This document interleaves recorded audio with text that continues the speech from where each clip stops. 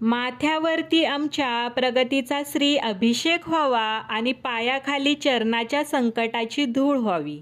पुसून जाव्यात भाग्यातील अस्पष्ट नकोशा असणाऱ्या रेषा आणि जन्मोजन्मी भाग्यात श्री स्वामी समर्थ तुमच्या अक्कलकोटला येण्याचा योग मात्र निश्चित असावा.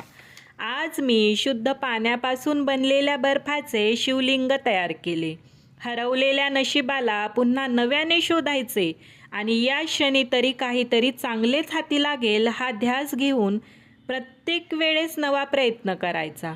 सुकलेला चेहरा ताजा तवाना घेऊन आजची दिवसाची सुरुवात आहे. काहीतरी खास श्रेयस्कर आज करायचे.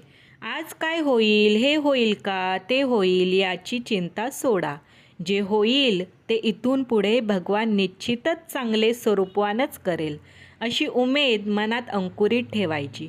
यालाच तर भक्ती म्हणतात.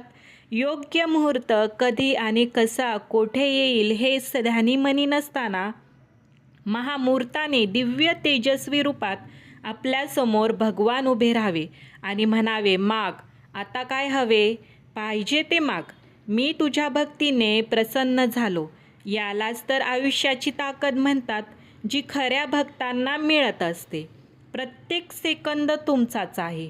आयुष्य कसे रेखाटायचे हे सर्वस्वी तुमच्याच हातात आहे.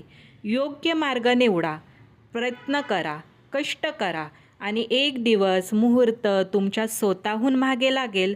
अरे घे, तुला सर्व काही पाहिजे ते. मी तुझ्या कुंडलीत सकारात्मकतेनेच बसलो आहे आणि जे हवे आहे योग्य सार्थक ते सगळं मिळेल.